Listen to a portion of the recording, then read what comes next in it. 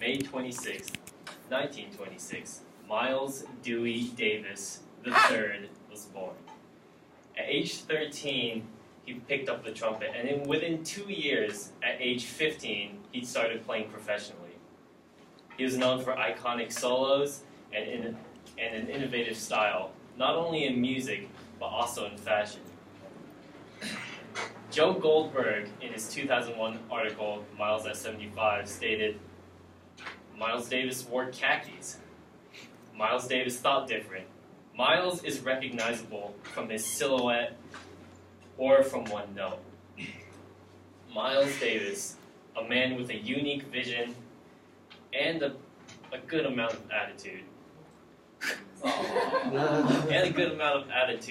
Was born to become one of the greatest.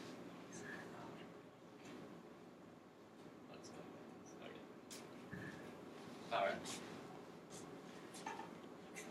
Miles Davis, a man with a unique vision and a lot of attitude, was born to become one of the greatest and most influential artists of all time.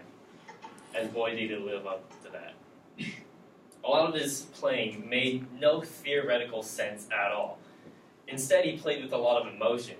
In the 77th volume of the Musical Quarterly, Chick Corea, another great pianist, or a great pianist, stated that Miles doesn't use patterns. He doesn't string notes out. Without the expression, without the feeling he puts into them, there would be nothing there. And without typical phrases and patterns like most other soloists, Miles was able to achieve different types of concepts that a lot of other artists were not able to find. As a result, he was able to create many new genres and styles in jazz. Those include cool jazz, fusion jazz, and jazz rock. And those are some of the outfits he sort of wore when he did those. And he was doing it for his own artistic satisfaction. He wasn't trying to be commercial. He was trying to be relevant, as Steve Shigolin in the 2010 Daily Variety article says. So Miles Davis started with bebop jazz, but then he sort of got tired of that really quick, like in less than 5 years. And then he moved on to cool jazz with that album, Kind of Blue.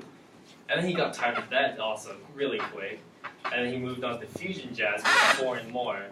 And then he also got tired of that. And then he finally moved on to jazz rock with the album In a Silent Way. And he remained very fearless of change. And this is where the sass comes in. In one of the Rolling Stones articles by Robert Palmer, it stated that Miles Davis said to Ronald Reagan's wife, and excuse my language, but this is what he said, "Well, I've changed the course of music 5 or 6 times. What have you done except fuck the president?" Yeah. And he has the right to be fearless.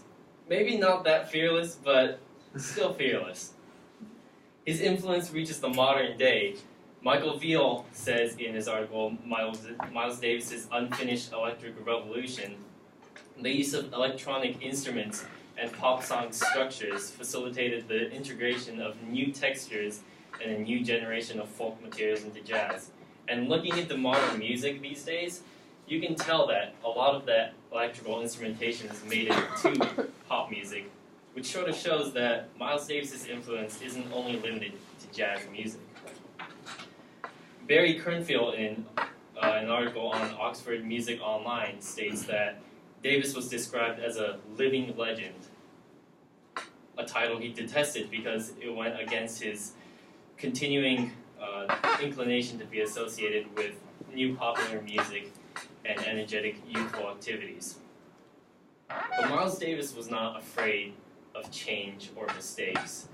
Rather, he is afraid more so of a lack of change and mistakes.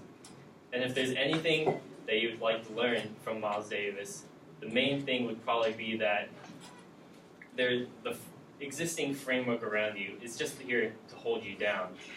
So every now and then, it would help to just sort of step past that framework. Thank you.